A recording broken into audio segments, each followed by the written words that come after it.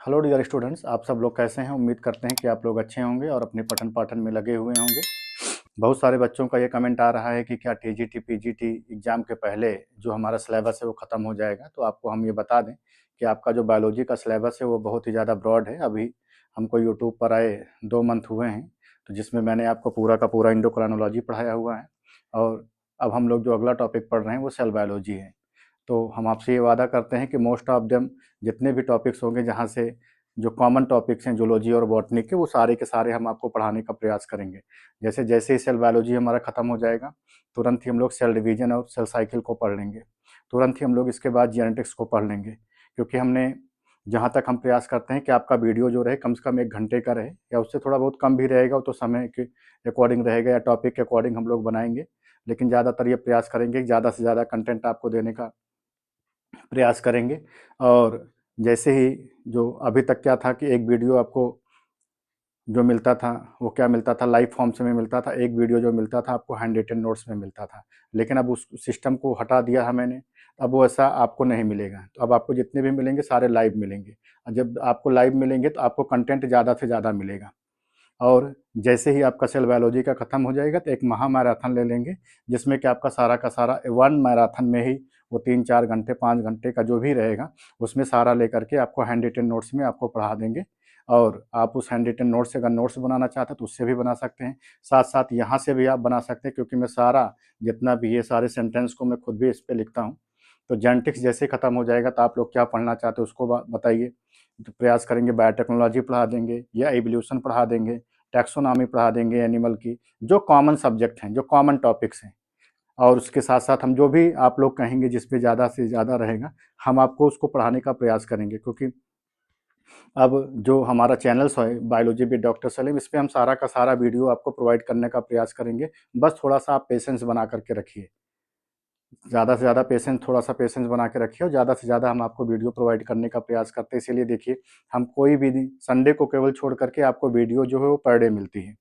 बाकी मैंने आपको प्रीवियस ईयर का प्रैक्टिस सेशन का वादा किया था, वो प्रीवियस ईयर का प्रैक्टिस सेशन भी हम आपको करा रहे हैं।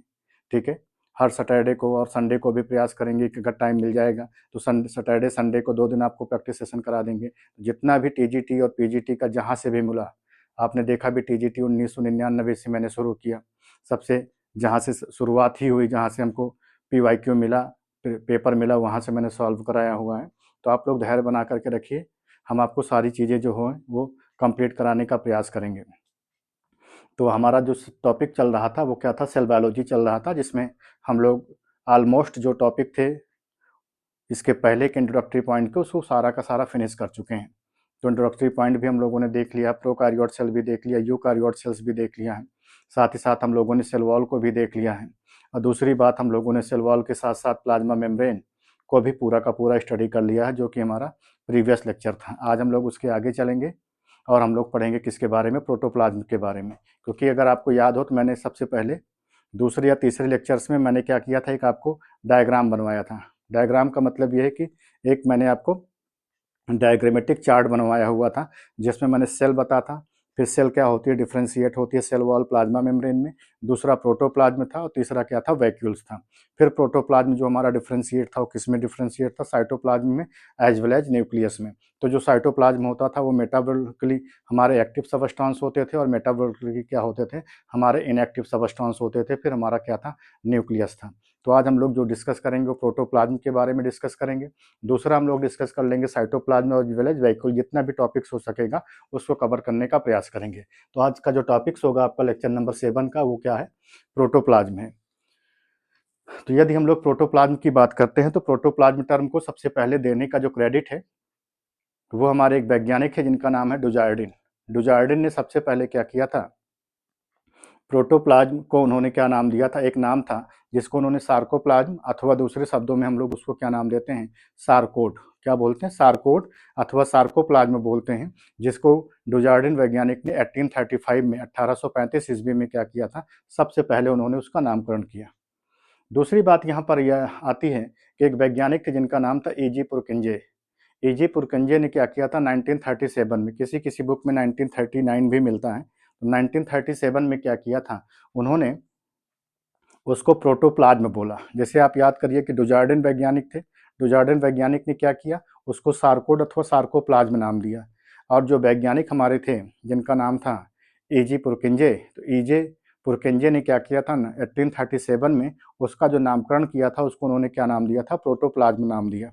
फिर उसके बाद एक हमारे वैज्ञानिक आते हैं 1844 में 1844 ईस्वी में, जिनका नाम था ह्यूगो वान मोहल।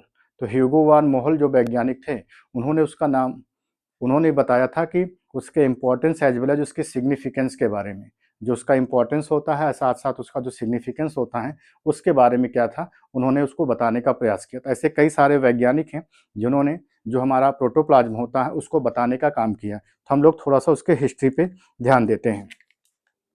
तो पहला पॉइंट मैंने आपको बताया कि कौन से वैज्ञानिक थे जिनका नाम था डुजार्डिन। डुजार्डिन वैज्ञानिक थे जिन्होंने 1835 ईस्वी में मतलब 1835 में इन्होंने सबसे पहले क्या किया था, डिस्कवर्ड प्रोटोप्लाज्म। और उसको नेम क्या दिया था उन्होंने उसको नाम दिया था सार्कोड अथवा उसको सार्कोप्लाज्म नाम दिया। ये तो अब बात आपको पता हो गई, उन्होंने उसको सार्कोड अथवा क्या नाम दिया था, सार्कोप्लाज्म नाम दिया था 1835 ईस्वी में। तो अगर आपसे पूछा जाए कि जो डुजार्डिन वैज्ञानिक हैं, ठीक है नहीं, उन्होंने प्रोटोप्लाज्म को क्या नाम दिया था, तो उन्होंने प्रोटोप्लाज्म को नाम दिया था सार्कोड अथवा सार्कोप्लाज्म नाम दिया था। दूसरी बात आती है ईजे पुरकिंजे, क्या नाम है, ईजे पुरकिंजे। ईजे पुरकिंजे जो वैज्ञानिक थे इन्होंने 1837 में इन्होंने प्रोटोप्लाज्म को प्रोटोप्लाज्म कहा था, इन्होंने ही इसको प्रोटोप्लाज्म नाम दिया था। जैसे अलग अलग वैज्ञानिकों के अपने इवेंट हैं, तो इन्होंने सार्कोड नाम दिया, इन्होंने सार्कोप्लाज्म नाम दिया, लेकिन जो ईजे पुरकिंजे वैज्ञानिक थे उन्होंने 1837 में सबसे पहले ऑब्जर्व किया था किसको, प्रोटोप्लाज्म को। सॉरी, ये प्रोटोप्लाज्म है, सबसे पहले इन्होंने इसको प्रोटोप्लाज्म के रूप में इन्होंने डिस्कवर्ड किया। फिर उसके एक वैज्ञानिक है जिनका नाम है ह्यूगो वान मोहल। ह्यूगो वान मोहल एक वैज्ञानिक है जिन्होंने 1844 ईस्वी में मतलब 1844 में 1844 ईस्वी में इन्होंने बताया था प्रोटोप्लाज्म के importance and significance of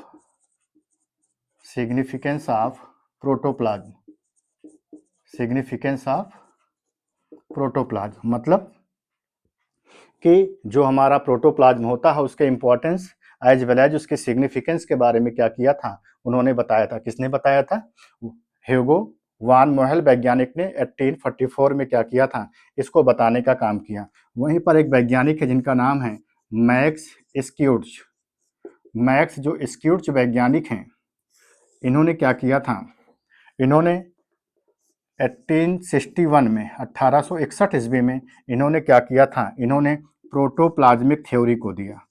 protoplasmic theory के बारे में इन्होंने दिया। अगर आपसे कोई पूछे कि प्रोटोप्लाज्मिक थ्योरी को देने का जो क्रेडिट है वो सबसे पहले किसको जाता है, तो वैज्ञानिक मैक्स स्क्यूर्च को जाता है। वैज्ञानिक मैक्स स्क्यूर्च ने 1861 में क्या किया था, इन्होंने प्रोटोप्लाज्मिक थ्योरी को दिया। और एक वैज्ञानिक है जिनका नाम है थॉमस हक्सले। क्या नाम है उनका, थॉमस हक्सले। थॉमस हक्सले ने 1861 में 1868 ईस्वी में इन्होंने एक स्टेटमेंट दिया था, इन्होंने स्टेटमेंट दिया था जिस स्टेटमेंट का नाम है फिजिकल बेसिस ऑफ लाइफ। इन्होंने क्या नाम दिया था, फिजिकल बेसिस ऑफ लाइफ, मतलब प्रोटोप्लाज्म क्या होता है, एक फिजिकल बेसिस ऑफ लाइफ होता है। तो इन्होंने क्या किया था, एक स्टेटमेंट दिया था, protoplasm is a physical basis of life का उन्होंने क्या किया था, एक स्टेटमेंट दिया था। तब इस तरह से आप देखिए कि आपके सामने पहले वैज्ञानिक डुजार्डिन आए, तो डुजार्डिन ने स्टेटमेंट दिया, उन्होंने प्रोटोप्लाज्म को सार्कोड नाम दिया अथवा उन्होंने इसको क्या बताया, सार्कोप्लाज्म बताया। वैज्ञानिक ईजी पुरकिंजे आए, ईजी पुरकिंजे ने सार्कोड को अथवा सार्कोप्लाज्म को उन्होंने क्या नाम दिया, प्रोटोप्लाज्म नाम दिया। फिर दूसरे वैज्ञानिक है जिनका नाम था ह्यूगो वान मोहल। तो ह्यूगो वान मोहल ने 1844 ईस्वी में उन्होंने उसके इंपॉर्टेंस के बारे में साथ ही साथ उसके सिग्निफिकेंस के बारे में बताया, किसके, प्रोटोप्लाज्म के इंपॉर्टेंस एज वेल एज उसके सिग्निफिकेंस के बारे में बताया। वहीं पर जो वैज्ञानिक हमारे मैक्स स्क्यूर्च थे, मैक्स स्क्यूड ने क्या किया था, प्रोटोप्लाज्मिक थ्योरी को देने का काम किया, मतलब जो हमारी प्रोटोप्लाज्मिक थ्योरी होती है उसके बारे में बताया। दूसरे वैज्ञानिक हैं जिनका नाम है थॉमस हक्सले। थॉमस हक्सले ने 1868 में क्या किया था, उन्होंने एक स्टेटमेंट दिया था कि जो हमारा प्रोटोप्लाज्म होता है वो क्या होता है, फिजिकल बेसिस ऑफ लाइफ होता है, कि मतलब जीवन के क्या होती है, भौतिक आधार होता है। उन्होंने ऐसा एक स्टेटमेंट दिया था कि जो प्रोटोप्लाज्म होता है वो है। दूसरी बात यहाँ पर अब ये आती है कि प्रोटोप्लाज्म और क्या है, तो प्रोटोप्लाज्म जो होता है वो हमारा क्या है, एक लिविंग सबस्टेंस है, या लिविंग ऑर्गेनिक क्या होता है, ये सबस्टेंस है। सबसे पहली बात कि ये हमारा लिविंग मैटर है। अगर ये लिविंग मैटर है प्रोटोप्लाज्म, तो हमको कहाँ पर देखने को मिला, तो जैसे अगर हम बात करते हैं कि प्रोटोप्लाज्म अपने को कहाँ पर देखने को मिलता है, तो आप लोग यहाँ पर समझिए कि जैसे ये हमारी सेल हो गई एक, ये सेल है तो इसको हम लोगों ने नाम दिया, ये सेल मेम्ब्रेन हो गई या प्लाज्मा मेम्ब्रेन जिसको हम लोग नाम दे देते हैं, प्लाज्मा मेम्ब्रेन बोल दिए इसको हम लोगों ने। और दूसरी बात यहाँ पर क्या हो गया, यहाँ पर न्यूक्लियस हो गया, तो ये न्यूक्लियस की क्या हो गई, न्यूक्लियर मेम्ब्रेन हो गई, न्यूक्लियस की क्या हो गई, ये न्यूक्लियर मेम्ब्रेन हो गई। अब उन दोनों के बीच में अपने को एक डिफरेंस भी देखने को मिल रहा है। जो डिफरेंस क्या होता है, दोनों के बीच में जो फील्ड होता है, इसको हम लोग जो नाम देते हैं क्या बोलते हैं, इसको हम लोग साइटोप्लाज्म बोलते हैं, साइटोप्लाज्म बोलते हैं। ये न्यूक्लियस होता है, तो न्यूक्लियस के अंदर जो फील्ड होता है इसको हम लोग जो नाम देते हैं वो क्या बोलते हैं, न्यूक्लियोप्लाज्म बोलते हैं। क्या बोलते हैं इसको, न्यूक्लियोप्लाज्म बोलते हैं। तो यहाँ पर साइटोप्लाज्म प्लस न्यूक्लियोप्लाज्म, अब जब साइटोप्लाज्म और न्यूक्लियोप्लाज्म दोनों को मिला देते हैं, it means cytoplasm plus nucleoplasm जो होता है, यही दोनों मिलकर के क्या बनाते हैं, प्रोटोप्लाज्म बनाते हैं। इसको बनाते हैं, प्रोटोप्लाज्म को बनाते हैं। इसका मतलब एक बात ये हो गई कि protoplasm are present inside the cell membrane, कि जो हमारा प्रोटोप्लाज्म होता है वो क्या होता है, protoplasm protoplasm are present inside the plasma membrane or cell membrane, plasma membrane, ठीक ना।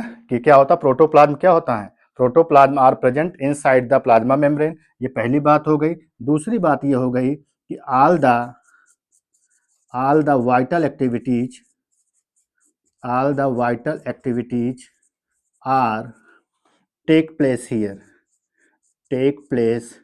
हियर, मतलब जितनी भी तरह की जो भी हमारी वाइटल एक्टिविटीज होती हैं वो सारी की सारी क्या होती हैं, हमारे प्रोटोप्लाज्म में क्या होती हैं, टेक प्लेस होती हैं।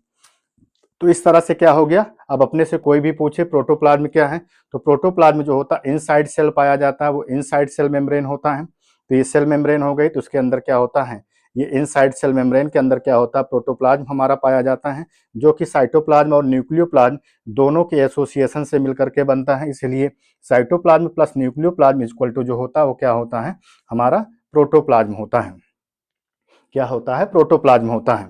और दूसरी बात यहाँ पर हो गई, protoplasm are present inside the plasma membrane, inside plasma membrane में होता है, मेम्ब्रेन के अंदर होता। दूसरी बात होती है जितनी भी तरह की हमारी वाइटल एक्टिविटीज होती हैं वो क्या होती हैं, अपने को देखने को मिलता है कि हमारी प्रोटोप्लाज्म के अंदर ही क्या होती है, टेक प्लेस होती हैं।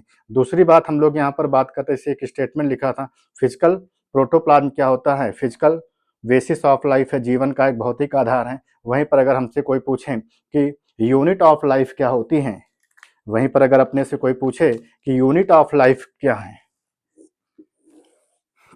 एक चीज अगर यहाँ पर कोई पूछे यूनिट ऑफ लाइफ क्या है, तो यूनिट ऑफ लाइफ के रूप में हम लोग जिसको नाम देते हैं वो क्या होती हैं, वो हमारी सेल होती है। सेल क्या होती हैं, सबसे बेसिक यूनिट होती हैं। सेल हमारी बॉडी की क्या होती हैं, सबसे बेसिक यूनिट होती हैं। ऐसा भी हम लोग यहाँ पर बोल सकते हैं। लेकिन प्रोटोप्लाज्म क्या होता है, वो भौतिक आधार होता है जीवन का। ऐसा इन केस में थॉमस हेक्सले साहब ने क्या किया था, एक स्टेटमेंट दिया था। वहीं पर अगर हम लोग यूनिट ऑफ लाइफ की बात करते हैं तो वो हमारा क्या होता है, सेल होता है। इस तरह से आप इस स्टेटमेंट को भी पूरा का पूरा अपने दिमाग में रखिए। डुजार्डिन का डुजार्डिन ने सार्कोड अथवा सार्कोप्लाज्म नाम दिया, एजे पुरकेंजे ने प्रोटोप्लाज्म नाम दिया, ह्यूगो वान मोहल वैज्ञानिक ने इंपॉर्टेंस एज वेल एज उसके सिग्निफिकेंस के बारे में बताया। मैक्स स्क्यूर्ज वैज्ञानिक ने 1861 ईस्वी में प्रोटोप्लाज्मिक थ्योरी के बारे में दिया। थॉमस हक्सले वैज्ञानिक थे, उन्होंने क्या किया था, एक स्टेटमेंट दिया था कि जीवन क्या होता है, वो भौतिक आधार होता है। जिसमें प्रोटोप्लाज्म है। दूसरी बात, हमारा प्रोटोप्लाज्म है क्या? तो प्रोटोप्लाज्म जो होता है सेल के अंदर जो हमारा साइटोप्लाज्म होता है, न्यूक्लियस के अंदर जो हमारा क्या होता है न्यूक्लियोप्लाज्म होता है, दोनों का जो एसोसिएशंस होता है वो हमारा क्या कहलाता है? प्रोटोप्लाज्म कहलाता है। दूसरी बात हमने यहाँ पर लिखा हुआ है कि जो हमारी यूनिट ऑफ लाइफ होती है वो क्या होती है? कोशिका होती है। अगली बात यहाँ पर लिखा, जितनी भी तरह की हमारी वाइटल एक्टिविटीज होती हैं वो हमारी प्रोटोप्लाज्म में ही क्या होती हैं? टेक प्लेस होती हैं।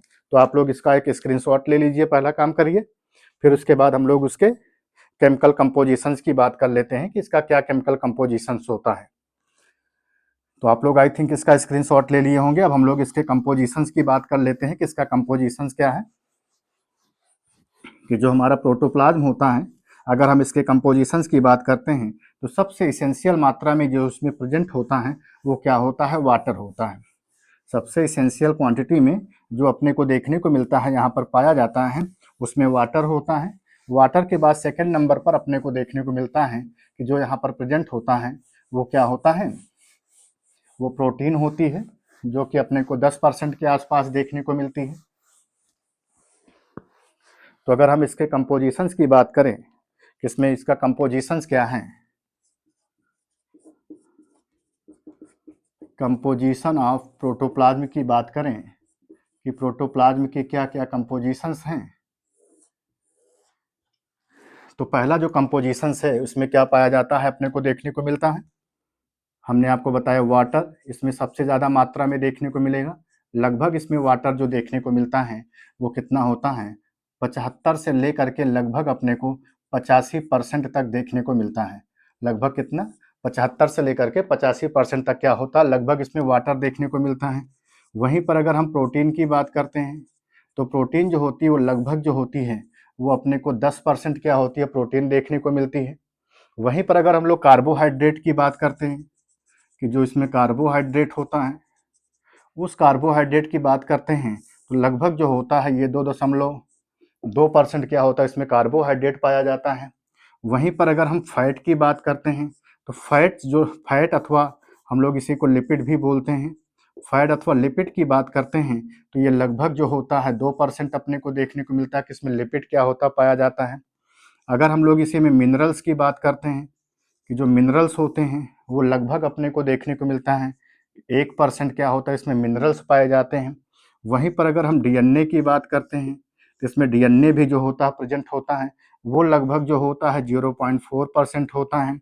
वहीं पर अगर हम आरएनए की बात करते हैं तो जो आरएनए होता है वो लगभग अपने को 0.3% देखने को मिलता है। तो इसका मतलब ये हुआ कि अगर हम इसके कंपोजिशंस की बात कर रहे हैं तो वाटर जो है वो सबसे ज़्यादा देखने को मिल रहा है। लगभग 75 से 85% के आसपास क्या होता है? इसमें वाटर कंटेंट ज़्यादा होता है। प्रोटीन भी क्या होता है? 10% देखने को मिल रहा है। कार्बोहाइड्रेट जो होता है 2.2% है।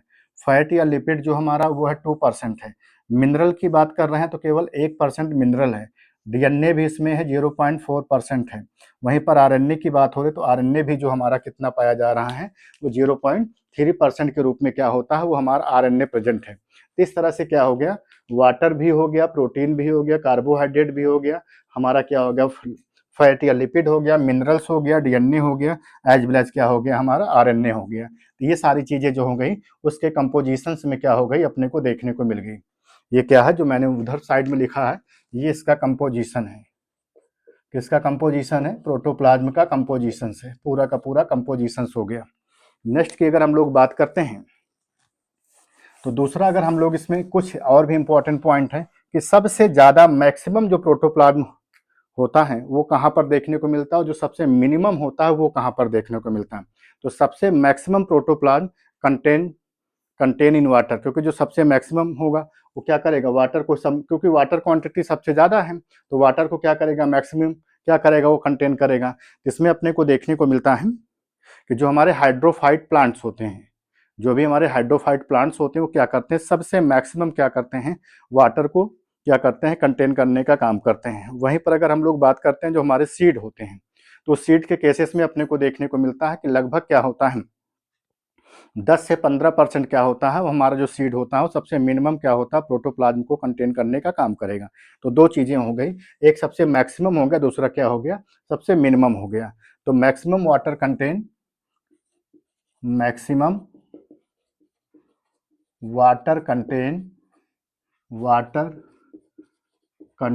इन जो हमारा क्या होगा, प्रोटोप्लाज्म, इन प्रोटोप्लाज्म। ये पहला हो गया, सबसे मैक्सिमम वाटर कंटेन। दूसरे की बात करते हैं तो minimum water contain in protoplasm. एक सबसे मिनिमम हो गया प्रोटोप्लाज्म, एक सबसे क्या हो गया, मैक्सिमम हो गया, दूसरा क्या हो गया, सबसे मिनिमम हो गया। तो सबसे मैक्सिमम मैंने आपको बताया कि इसमें क्या आते हैं, हमारे हाइड्रोफाइट्स आते हैं। इसमें क्या आते हैं, हमारे जितने भी हमारे क्या होते हैं, हाइड्रोफाइट्स प्लांट्स होते हैं, उसमें सारे के सारे हमारे हाइड्रोफाइट्स प्लांट्स आते हैं, जिसमें अपने को देखने को मिलता है कि मैक्सिमम जो वाटर मॉलिक्यूल्स का एब्जॉर्प्शन यहाँ पर होता है वो लगभग 95% के आसपास होता है। कितना होता है, 95% के आसपास होता है। वहीं पर अगर minimum water contain in protoplasm की बात करेंगे तो उसमें हमारा क्या आता है, सीड आता है, जिसमें अपने को देखने को मिलता है कि लगभग 10 से 15% क्या होता है, यहाँ पर जो हमारा प्रोटोप्लाज्म होता है वो वाटर को क्या करता है, कंटेन करता है। यहाँ पर सबसे मैक्सिमम होगा, लगभग 95% के आसपास देखने को मिलता है। लेकिन यहाँ पर सबसे मिनिमम जो देखने को मिल रहा है वो सीड में देखने को मिल रहा है, जहाँ पर 10 से 15% ही क्या होता है, अपने को देखने को मिलता है। ये तो प्लांट में है। वहीं पर ये दूसरा हो गया। वहीं पर अगर हम थर्ड पॉइंट की बात करते हैं, तीसरे पॉइंट की बात करते हैं, इन एनिमल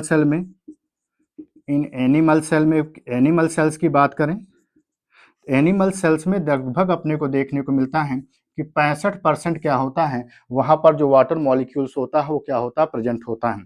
वहीं पर अगर हम एक प्रोटीन की बात करते हैं, तो प्रोटीन में लगभग अपने को देखने को मिलता है कि 15 से लेकर के 20% क्या होता है, यहाँ पर जो वाटर मॉलिक्यूल्स होता है वो कंटेंट होता है।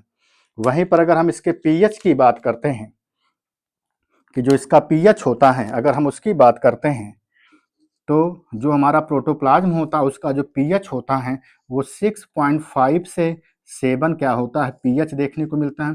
किसी किसी बुक में क्या लिखा गया है, 6.8 पीएच क्या किया गया है, इसका मेंशन किया गया है।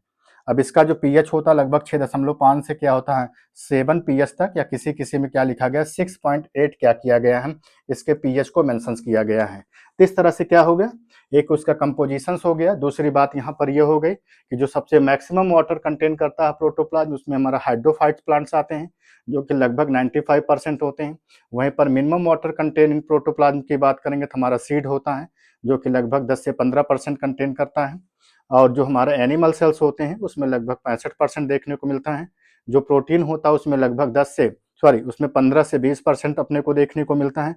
वहीं पर अगर हम उसके पीएच की बात करते हैं कि जो उसका पीएच होता है, किसका पीएच, जो हमारा प्रोटोप्लाज्म होता है उसका जो पीएच होता है वो लगभग 6.5 से क्या होता है, 7 देखने को मिलता है। और किसी किसी बुक में लिखा गया 6.8, क्योंकि इसी के मध्य में ही है तो मैंने 6.8 पीएच यहाँ पर क्या किया है, मेंशन कर दिया है। उसके बाद इसमें दो चीज़ें और अपने को देखने को मिलती हैं। एक अपने को देखने को मिलता है कि इसमें रोटेशन, इसमें जो मूवमेंट होता है, एक कैसा होता है, रोटेशनल होता है, एक कैसा होता है, रोटेशनल होता है, एक कैसा होता है, सर्कुलेशनल होता है। एक कैसा होता है, सर्कुलेशनल होता है, एक कैसा होता है, रोटेशनल होता है। तो जो हमारा रोटेशनल होता है वो ऑलवेज कैसा अपने को देखने को मिलता है, ये क्लॉकवाइज होता है। ये कैसा होता है, ये क्लॉकवाइज देखने को मिलता है, क्लॉकवाइज देखने को मिलेगा।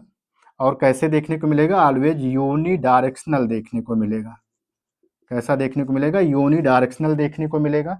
लेकिन जो हमारा सर्कुलेशनल होता है ये कैसा होता है, ये मल्टी डायरेक्शनल होता है।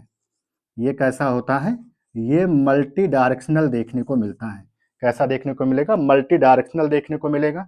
वहीं पर जो हमारा रोटेशनल होता है ये किसमें देखने को मिलता है, ये अपने को देखने को मिलता है जो हमारे क्या होते हैं, जैसे इनके इसमें प्लांट होता है, हाइड्रेला में देखने को मिला, हाइड्रेला के केसेस में देखने को मिला, वेलिस्नेरिया में देखने को मिला, इसमें देखने को मिला, वेलिस्नेरिया में देखने को मिलता है। वहीं पर अगर हम एनिमल की बात करते हैं, एनिमल में जैसे पैरामीशियम में साइक्लोसिस होता है, पैरामीशियम में साइक्लोसिस अपने को देखने को मिलता है। जो हमारा सर्कुलेशनल होता है, जैसे हम लोग देखते हैं मल्टी डायरेक्शनल होता है, जैसे लीव्स ऑफ इकॉर्निया की बात करते हैं, लीव्स ऑफ इकॉर्निया में देखने को मिलता है कि क्या होता है, उसमें मल्टी डायरेक्शनल क्या होते हैं अपने को देखने को मिलता है कि सर्कुलेशंस होता है। तो ये तो था इन केस में ओवरऑल अबाउट किसके बारे में, जो हमारा था प्रोटोप्लाज्म के बारे में। नेक्स्ट हम लोग डिस्कस करते हैं किसके बारे में, साइटोप्लाज्म के बारे में, कि हमारा साइटोप्लाज्म क्या होता है। तो आप लोग इसका एक स्क्रीनशॉट ले लीजिए, पहला काम करिए, फिर हम लोग जो दूसरा नेक्स्ट टॉपिक डिस्कस करेंगे वो हमारा क्या होगा, साइटोप्लाज्म होगा।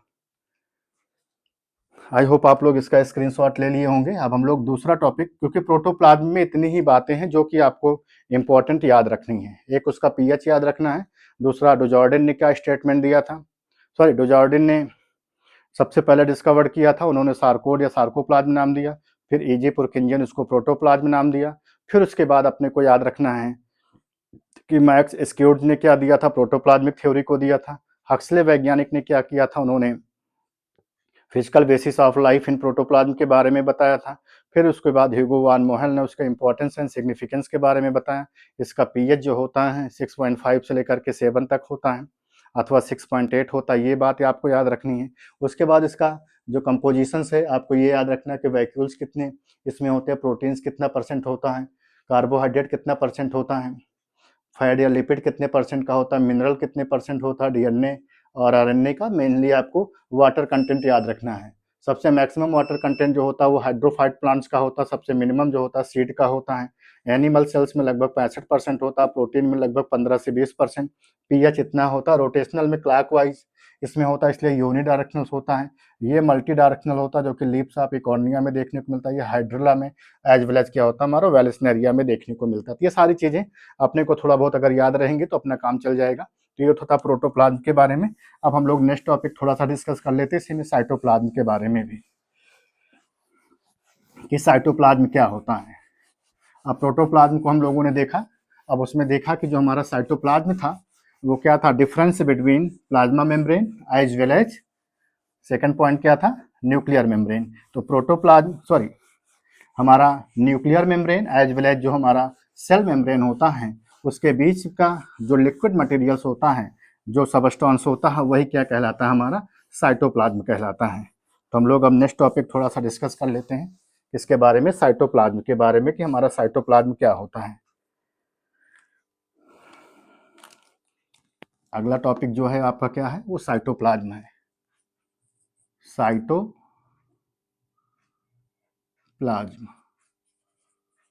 क्योंकि छोटे छोटे टॉपिक्स हैं तो हम सोच रहे हैं कि एक ही वीडियो में इसको कवर कर दें। बार बार एक एक वीडियो बनाना भी सही नहीं है, सबके लिए एक एक वीडियो ही बनाते चलें। साइटोप्लाज्म कैसा होता है, ये देखने को मिलता है एमार्फस होता है। कैसा होता है, ये एमार्फस होता है। दूसरी बात ये देखने को मिलती है कि कैसा होता है, ये ट्रांसल्यूसेंट होता है। कैसा होता है, ये ट्रांसल्यूसेंट, मतलब एमार्फस होता है एज वेल एज कैसा होता है, ये ट्रांसल्यूसेंट टाइप का होता है। एमार्फस का मतलब होता है कि हैविंग नो डेफिनिट फॉर्म्स। इसका मतलब क्या होता है, हैविंग नो डिफिनिट फॉर्म, मतलब इसका कोई भी जो डिफिनिट फॉर्म्स होता है वो नहीं होता है। और ट्रांसल्यूसेंट का मतलब होता है पारदर्शी, मतलब ये पूर्णतः कैसा होता है, पारदर्शी होता है। अगर हम इसके बात करें कि साइटोप्लाज्म कहाँ पर होता, तो ये क्या हो गई, उसकी सेल हो गई, मतलब एक तरह की सेल मेम्ब्रेन हो गई, अथवा हम सिंपल टर्म में कहें तो एक सेल है, ये सेल है, तो ये सेल की क्या हो गई, सेल मेम्ब्रेन हो गई, अथवा जिसको हम लोग क्या नाम देते हैं, प्लाज्मा मेम्ब्रेन हो गई। ये न्यूक्लियस हो गया, एनिमल सेल बना है, इसका मतलब ये न्यूक्लियस हो जो सेंट्रली लोकेट हो गया। ये न्यूक्लियस का क्या हो गया, न्यूक्लियर मेम्ब्रेन हो गया, न्यूक्लियर मेम्ब्रेन हो गया। और दूसरी बात यहाँ पर अपने को देखने को मिल गई कि अब जो इन दोनों के बीच का टाइम इंटरवल है, इन दोनों के बीच का जो टाइम इंटरवल है, जो गैप है, इसके बीच में जो अपने को ये फ्लूइड दिखाई दे रहा है, अपने को इसके बीच में जो ये लिविंग कंटेंट दिखाई दे रहा है, लिविंग मैटर जो दिखाई दे रहा है, यही क्या होता है, इसी को हम लोग जो नाम देते हैं ये बोलते हैं साइटोप्लाज्म। इसी को क्या नाम देते हैं, साइटोप्लाज्म का नाम देते हैं। साइटोप्लाज्म में भी क्या होता है, हमारा एक लिविंग मैटर होता है। क्या होता है, एक साइटोप्लाज्म में भी एक तरह का क्या होता है, लिविंग मैटर्स अपने को देखने को मिलता है, जो कि क्या होता है, इनसाइड द प्लाज्मा मेम्ब्रेन क्या होता है, पाया जाता है। इनसाइड प्लाज्मा मेम्ब्रेन्स क्या होता है, प्रेजेंट होता है। तो इतनी बात अपने को याद हो गई कि अगर अपने से कोई भी पूछे कि हमारी साइटोप्लाज्म कहाँ पर पाया जाता है, तो हम कोई भी एक सेल ले ले, प्लांट सेल्स लेंगे, एनिमल सेल्स लेंगे, कोई भी सेल्स लेंगे, तो जो सेल्स होती हैं, तो न्यूक्लियस एज वेल एज जो हमारी प्लाज्मा मेम्ब्रेन के बीच का टाइम इंटरवल होता है, उसके बीच में जो हमारा एक एमॉर्फस सबस्टेंस होता है, जो कि यहाँ पर क्या होता है, प्रेजेंट होता है, जो कि ट्रांसल्यूसेंट टाइप का होता है, पारदर्शी टाइप का होता है, ठीक है, जो कि एक तरह का लिविंग मैटर्स होता है। इसी को हम लोग क्या नाम देते हैं, साइटोप्लाज्म बोलते हैं। और इसी साइटोप्लाज्म में क्या होते हैं, हमारे डिफरेंट टाइप के जो सेल ऑर्गेनेल्स होते हैं, जो मेटाबोलिकली क्या होते हैं, हमारे एक्टिव सबस्टेंस होते हैं, वो सारे के सारे क्या होते हैं, अपने को देखने को मिलते हैं कि इसी साइटोप्लाज्म में ही क्या होते हैं, स्कैटर्ड्स होते हैं। जो हमारा साइटोप्लाज्म होता है, इसी साइटोप्लाज्म में ही क्या होते हैं, वो सारे के सारे स्कैटर्ड्स होते हैं। इतनी बात अपने को कंफर्म हो गई। अब हम लोग अगली बात करते हैं कि जो हमारा साइटोप्लाज्म होता है, जो हमारा साइटोप्लाज्म होता है, इसको दो पार्ट में क्या किया गया है, डिफ्रेंशिएट किया गया है। एक जो होता है, क्या होता है, हमारा ट्रू सबस्टेंस या ट्रू सॉल्यूशंस होता है, जिसको हम लोग यहाँ पर मेंशंस करते हैं। एक क्या होता है इसका, एक होता है ट्रू सॉल्यूशंस होता है, दूसरे को हम लोग जो नाम देते हैं वो क्या होता है, कोलॉइडल सॉल्यूशंस होता है। मतलब ये दो तरह का होता है, एक जो होता है वो ट्रू सॉल्यूशंस होता है, दूसरा जो होता है वो क्या होता है, कोलॉइडल सॉल्यूशंस होता है, या इसी को हम लोग एक को ट्रू सबस्टेंस बोलते हैं, एक को क्या नाम देते हैं, कोलॉइडल सबस्टेंस बोलते हैं। तो जो हमारा ट्रू सबस्टेंस होता है, उसमें अपने को देखने को मिलता है, इसमें जो हमारे सारे के सारे कंटेंट आते हैं, जैसे क्या क्या आता है, इसमें हमारा शुगर आता है, हम शुगर की बात करते हैं, इसमें आता है, इसमें क्या आते हैं, अमाइनो एसिड्स आते हैं, इसमें क्या आते हैं, हमारे अमाइनो एसिड्स आते हैं। हम कोलॉइडल सॉल्यूशंस की बात करते हैं, इसमें जो आते हैं हमारे प्रोटीन प्रोटीन एंड फैट के क्या होते हैं, ड्रॉपलेट्स देखने को मिलते हैं। जो प्रोटीन अथवा जो हमारा फैट्स होता है, उसके ड्रॉपलेट्स अपने को देखने को मिलते हैं। लेकिन वहीं पर हमको जो ट्रू सॉल्यूशंस होता है, उसमें शुगर होता है, अमाइनो एसिड होता है, एज वेल एज क्या होता है, इसी में अपने को न्यूक्लियोटाइड्स भी जो होता है वो देखने को मिलता है। मतलब जो हमारा साइटोप्लाज्म हो गया, ठीक है ना, ये क्या होता है, इसको दो पार्ट में डिफ्रेंशिएट किया गया है। एक जो होता है हमारा ट्रू सॉल्यूशंस होता है, एक जो होता है कोलॉइडल सॉल्यूशंस होता है। जो हमारा ट्रू सॉल्यूशंस होता है, उसका जो कंपोजिशंस होता है वो शुगर होते हैं, अमाइनो एसिड्स होते हैं, एज वेल एज क्या होते हैं, उसमें न्यूक्लियोटाइड पाए जाते हैं। लेकिन जो हमारा कोलॉइडल सॉल्यूशंस होता है, उसमें प्रोटीन एज वेल एज क्या होते हैं, हमारे फैट के क्या होते हैं, ड्रॉपलेट्स पाए जाते हैं। इतनी बात हो गई। और फिर हमारा जो साइटोप्लाज्म होता है, जो हमारा साइटोप्लाज्म होता है, उसको फिर से अगेन क्या किया गया है, दो पार्ट में डिफ्रेंशिएट किया गया है। जिसमें पहला पार्ट जो होता है वो क्या होता है, साइटोप्लाज्मिक मैट्रिक्स का होता है, साइटोप्लाज्मिक मैट्रिक्स होता है। और दूसरा जो पॉइंट होता है उसको हम लोग क्या नाम देते हैं, साइटोप्लाज्मिक साइटोप्लाज्मिक स्ट्रक्चर। पहले को क्या नाम देते हैं, साइटोप्लाज्मिक मैट्रिक्स बोलते हैं। दूसरा जो होता है उसको हम लोग जो नाम देते हैं, साइटोप्लाज्मिक क्या बोलते हैं, स्ट्रक्चर बोलते हैं। अब जो हमारा साइटोप्लाज्मिक स्ट्रक्चर्स होता है, उसमें दो चीज़ें आती हैं। पहली जो चीज़ आती है वो क्या आते हैं, सारे के सारे जितने भी हमारे क्या होते हैं, सेल ऑर्गेनेल्स होते हैं, जितने भी सेल ऑर्गेनेल्स होते हैं। दूसरा जो आता है हमारा क्या आता है, सेल एनक्लूजन। इसी में क्या आता है, सेल एनक्लूजन्स भी अपने को देखने को मिलता है। ये क्या होता है, एक हमारा नॉन लिविंग मैटर होता है। ये इसका क्या होता है, एक नॉन लिविंग, ये क्या होता है हमारा, इसमें मैटर्स देखने को मिलते हैं। किसमें, सेल इंक्लूजन्स में जो देखने को मिलता है वो नॉन लिविंग्स मैटर्स देखने को मिलते हैं। बाकी सेल ऑर्गेनेल्स क्या होते हैं हमारे, ये लिविंग मैटर्स होते हैं। इसमें क्या होता है, इसको हम लोग क्या बोलते हैं, ये लिविंग मैटर से देखने को मिलता है। इसमें सारे के सारे जितने भी सेल ऑर्गेनेल्स होंगे उनको हम लोग स्टडी करेंगे ही, पढ़ेंगे ही।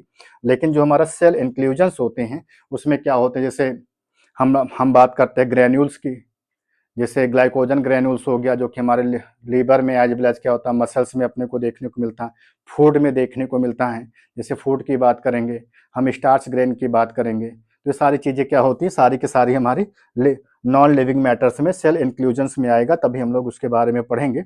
अब हमारा जो साइटोप्लाज्मिक मैट्रिक्स होता है, अगर हम इसकी बात करते हैं तो साइटोप्लाज्मिक जो मैट्रिक्स होता है ये क्या होता है, site for organelles and inclusion. मतलब एक साइट होती है जिससे कि थ्रू से क्या होता है, सिंथेसिस होती है किसकी, ऑर्गेनेल्स के एज वेल एज जो हमारा इंक्लूजन होता है उसके लिए। और साथ ही साथ क्या होता है, आल्सो साइट फॉर मेटा, या आल्सो साइट फॉर हम ऐसा लिख सकते हैं मेटाबॉलिक रिएक्शन। जितनी भी मेटाबॉलिक रिएक्शंस होती हैं उनके लिए भी क्या होता है, यह एक तरह की क्या होती है, साइट होती है। और दूसरी बात यहाँ पर अगली देखने को मिलती है, ये किसके लिए होता है, स्यूडोपोडिया फॉर्मेशंस के लिए। स्यूडोपोडिया क्या होता है, स्यूडोपोडिया के फॉर्मेशंस के लिए भी क्या होता है, ये अपने को देखने को मिलता है। साथ ही साथ ये जो विजाइकल्स का होता है, विजाइकल्स फॉर्मेशंस के लिए भी क्या होता है, जो हमारा साइटोप्लाज्मिक मैट्रिक्स होता है वो क्या होता है, रिस्पॉन्सिबल्स होता है। किस तरह से, तो जैसे ये क्या हो गया, एक सेल हो गई, अब इस सेल्स का क्या हो गई, ये सेल मेम्ब्रेन हो गई। सेल मेम्ब्रेन के इन बिटवीन देम जो उसका सबसे आउटर पार्ट होता है, ये सबसे उसका आउटर पार्ट हो गया, जो कि क्या होता है, हाईली क्या होता है, डेंस होता है। इसका सबसे आउटर पार्ट हो गया जो कि क्या होता है, ये हाईली डेंस हो गया। ये जिसको हम लोग क्या नाम देते हैं, कॉर्टेक्स बोलते हैं। और इसी कॉर्टेक्स का जो हम लोग नाम देते हैं उसको क्या ना बोलते हैं, हम लोग जेल बोलते हैं, कॉर्टेक्स को जेल बोलते हैं। और जो इसका दूसरा पार्ट होता है वो क्या होता है, तो वो अपने को देखने को मिलता है, वो स्कैटर्ड होता है अथवा डेंस, मतलब लेस डेंस होता है, जिसको हम लोग जो नाम देते हैं ये क्या बोलते हैं, इसको सॉल बोलते हैं। जो हमारा जेल होता है, जेल इज, यहाँ पर लिखिए, gel is interconvertible into sol. जो हमारा जेल होता है वो क्या होता है, इंटर कन्वर्टेबल होता है किसमें, सॉल में। अब यहाँ पर ये हो गया, ये कॉर्टेक्स हो गया, ये क्या हो गया, सॉल हो गया, या हमारा ये जेल हो गया, ये सॉल हो गया। अब ये किस तरह से स्यूडोपोडिया अथवा क्या करता है, कॉर्टेक्स का फॉर्मेशन करता है। तो नेक्स्ट पार्ट में देखने को मिलेगा कि ये जो पॉइंट होता है, अब यहाँ पर क्या होगा कि ज़्यादा से ज़्यादा अमाउंट में क्या होता है, यहाँ पर जो हमारा कॉर्टेक्स रीजन्स होता है इसमें क्या होते हैं, जो हमारा डेंस पार्टिकल्स होता है, जो हमारा जेल होता है उसमें ज़्यादा से ज़्यादा क्या होता है, उसका डिपोजिशंस होने लगता है, जिसकी वजह से अपने को देखने को मिलता है कि जो हमारी सेल्स होती हैं वो इस तरह से क्या होती हैं, बेंड कर जाती हैं यहाँ पर। अब यहाँ पर क्या हो गया, ये बेंड कर गई। इस तरह से क्या होता है, यहाँ पर जो देखने को मिला, ये विजाइकल्स का फॉर्मेशन होने लगा। और जब नेक्स्ट स्टेप में इसी को मूव कराएंगे तो ये हाईली क्या होता है, ये डेंस हो गई, ये हाईली क्या हो गई, डेंस हो गई। तो ये आगे चल करके क्या होता है, यही जो होती है फिर स्यूडोपोडिया का क्या करती है, फॉर्म्स कर देती है। स्यूडोपोडिया का क्या करती है, ये फॉर्मेशंस करने लगती है। तो इस तरह से क्या होता है, ये विजाइकल्स का एज वेल एज जो हमारे स्यूडोपोडिया होती हैं उसका भी फॉर्मेशंस करने के लिए क्या होती हैं, ये हेल्पफुल होती हैं। तो साइटोप्लाज्मिक मैट्रिक्स वो पार्ट होता है जिसमें ऑर्गेनेल्स एज वेल एज जो इंक्लूजन बॉडी होती हैं उनकी क्या होती है, सिंथेसिस देखने को मिलती है। और आल्सो ये साइट होता है किसके लिए, जो भी हमारे मेटाबॉलिक रिएक्शंस होते हैं, जो भी हमारी एनर्जी की रिक्वायरमेंट होती, सॉरी, जो भी एंजाइम की रिक्वायरमेंट होती है उन सारी की सारी क्या होती हैं, साइटोप्लाज्मिक मैट्रिक्स के थ्रू से क्या होती हैं, टेक प्लेस होती हैं। क्यों, क्योंकि ये साइट होता है मेटाबॉलिक रिएक्शन का। तो जो हमारा साइटोप्लाज्मिक मैट्रिक्स होता है, इसी साइटोप्लाज्मिक मैट्रिक्स में ही देखने को मिलता है कि सबसे इंपॉर्टेंट क्या होता है, ग्लाइकोलिसिस की जो फिनोमेना होती है अथवा जो ग्लाइकोलिसिस होती है वो इसी में क्या होती है, कंप्लीट होती है। जो हमारा साइटोप्लाज्मिक मैट्रिक्स होता है, हम कहते भी हैं कि जो हमारी यूकार्योटिक सेल्स होती है उसमें जो हमारा साइटोप्लाज्म होता है उसी में क्या होती है, ग्लाइकोलिसिस की जो प्रक्रिया होती है अथवा जो ग्लाइकोलिसिस होती है वो टेक प्लेस होती है। तो ये भी सबसे इंपॉर्टेंट उसका पहलू है, ये बात भी हम इसको मिसगाइड नहीं कर सकते हैं। और जब हम प्रोकार्योट की बात करेंगे तो उसमें साइटोप्लाज्म में तो सारी की सारी चीजें होती हैं, ग्लाइकोलिसिस भी होता है, क्रेब्स साइकिल भी होता है, ईटीएस सिस्टम, सारे के सारे आपको उसमें याद रखना पड़ेगा। लेकिन जब यहाँ पर आप बात करेंगे तो प्रोकार्योट में फिर उसमें आपको माइटोकॉन्ड्रिया मिलेगा मैट्रिक्स में, फिर उसके इनर मेम्ब्रेन में ईटीएस सिस्टम आपको याद रखना पड़ेगा। तो ये चीज आप ना भूलें। तो दूसरी बात यहाँ पर क्या हो गई हमारे, सेल ऑर्गेनेल्स की। अब साइटोप्लाज्मिक हमारा स्ट्रक्चर हो गया। अब साइटोप्लाज्मिक स्ट्रक्चर्स में सेल ऑर्गेनेल, तो सेल ऑर्गेनेल्स हम लोग वन बाय वन सारी चीज़ों को डिस्कस करेंगे, लेकिन इसको बाद में हम लोग पढ़ेंगे। क्यों बाद में पढ़ेंगे इन सारी चीज़ों को? क्योंकि इसको तो अपने को डिटेल में स्टडी करना ही है, लेकिन एक छोटा सा टॉपिक जो यहाँ पर सेल इंक्लूजन्स है, हम लोग उसको डिस्कस कर लेते हैं। जब तक आप लोग इसका एक स्क्रीनशॉट ले लीजिए पूरा का पूरा, तब हम लोग क्या करते हैं उसके आगे चलते हैं थोड़ा सा। आई होप आप लोगों ने इसका स्क्रीनशॉट ले लिया होगा। अब हम लोग आगे चलते हैं और उसमें कुछ और भी पॉइंट को क्या करते हैं, इसमें डिस्कस करते हैं।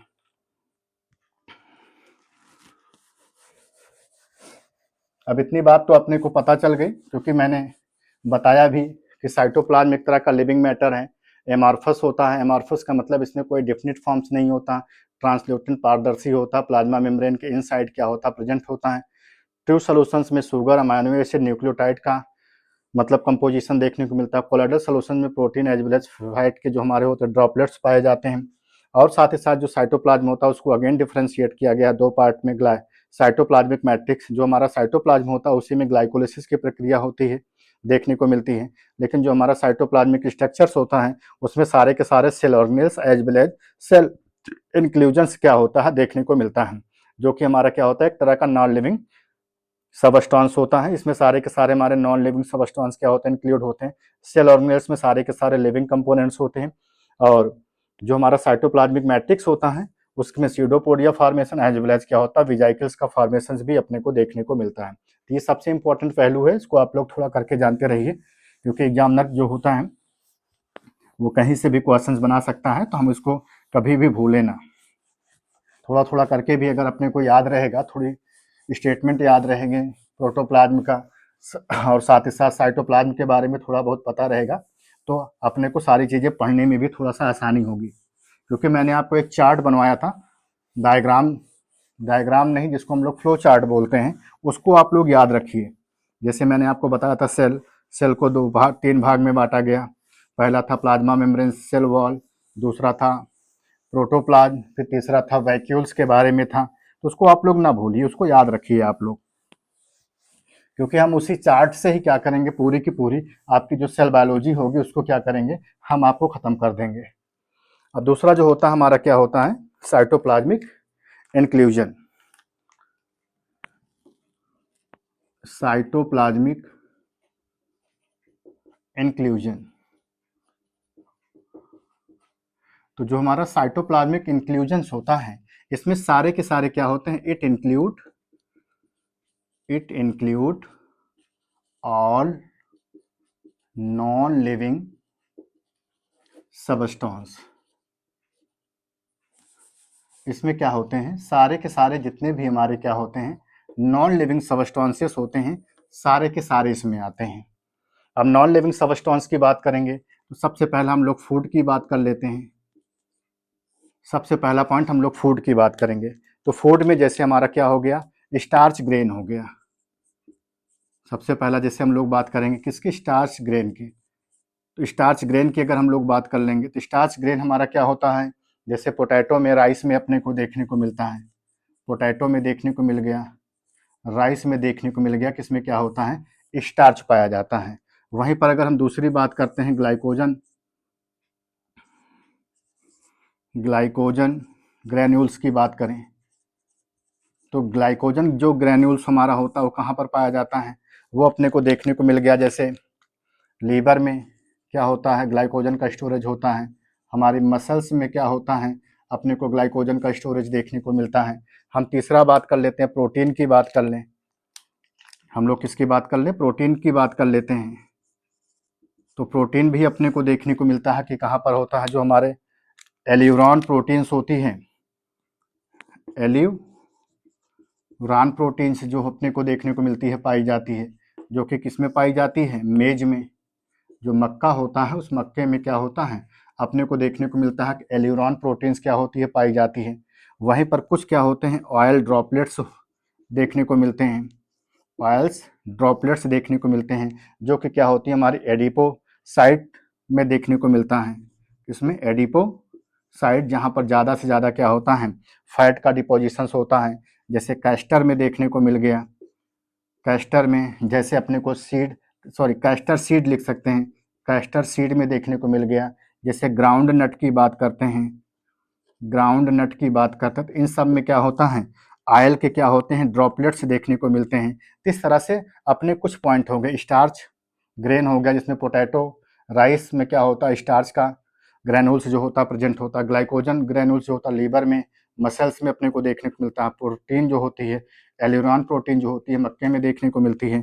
ऑयल के जो ड्रॉपलेट्स होते हैं वो एडिपोसाइट में, जहाँ पर ज़्यादा से ज़्यादा फैट का डिपोजिशन होता है। और साथ ही साथ जैसे कैस्टर सीड हो गया, जैसे ग्राउंड नट्स हो गया, तो ये सारी चीज़ें क्या होती हैं, अपने को देखने को मिलता है कि किस में आती हैं, ऑयल ड्रॉपलेट्स में क्या होती हैं, देखने को मिलती हैं। वहीं पर हमारे और भी क्या होते हैं, कुछ इनऑर्गेनिक सबस्टांस होते हैं। क्या होते हैं, कुछ हमारे जो होते हैं इनऑर्गेनिक सबस्टांसेस होते हैं। इनऑर्गेनिक हमारे क्या होते हैं, सबस्टांसेस होते हैं जो कि देखने को मिलते हैं। तो इनऑर्गेनिक सबस्टांसेस में जैसे हम सिलिका की बात करें, पहला पॉइंट है हमारा, पहला क्या है, सिलिका।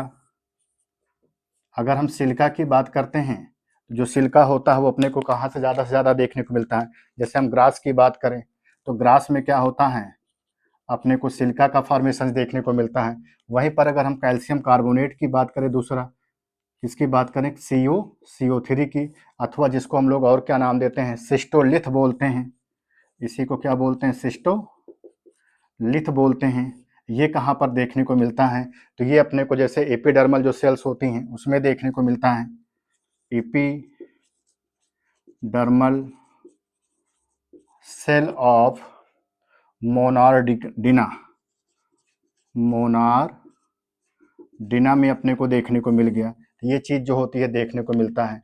वहीं पर अगर हम लोग बात करते हैं कैल्शियम की, तीसरा अगर हम लोग किसकी बात कर लें, कैल्शियम की, तो कैल्शियम का जो डिपोजिशन होता है वो किस में देखने को मिलता है, leaves of Eichhornia, leaves of Eichhornia में देखने को मिलता है। जो पत्तियां होती हैं इकॉर्निया की, उसमें देखने को मिलता है कि जो कैल्शियम ऑक्जेलेट के जो मतलब क्रिस्टल्स होते हैं, कैल्शियम ऑक्जेलेट के जो क्रिस्टल्स होते हैं वो अपने को जो पत्तियां होती हैं कॉर्निया की, उसमें अपने को देखने को मिलता है। साथ ही साथ और भी क्या होती हैं, हमारी कुछ गैसेस होती हैं। साथ ही साथ और भी क्या होते हैं, कुछ गैसेस होती हैं, जैसे CO2 हो गया, जैसे O2 हो गया, जैसे N2 हो गया, carbon dioxide, oxygen, as well as हमारी क्या होती हैं, नाइट्रोजन। ये हमारी क्या हो गई, कुछ गैसेस हो गई। पांचवा हमको कुछ देखने को मिलता है कि क्या होते हैं, हमारे एक्सक्रीटरी सबस्टांस होते हैं। कुछ क्या होते हैं, एक्सक्रीटरी सबस्टांसेस देखने को मिलते हैं। जैसे एक्सक्रीटरी सबस्टांस में क्या होता है, अमोनिया होता है, जैसे यूरिया होता है, जैसे यूरिक एसिड होता है। तो ये क्या होते हैं, हमारे कुछ एक्सक्रीटरी प्रोडक्ट होते हैं। साथ ही साथ प्लांट में, ये तो एनिमल में हो गया, ये किस में हो गया, एनिमल में हो गया। वहीं पर हमारा कुछ प्लांट होते हैं, कुछ प्लांट होते हैं जिस प्लांट में अपने को देख, जैसे क्वेनिन हो गया, क्वेनिन क्या हो गया, जैसे क्वेनिन हो गया जो कि बार का आप सिनकोना से अपने को प्राप्त होता है। वहीं पर अपने को जैसे कैफीन हो गया, जैसे मार्फिन हो गया, कैफीन हो गया, मार्फिन हो गया, और साथ ही साथ अपने को गम हो गया, रेजिन हो गया, गम हो गया, रेजिन हो गया।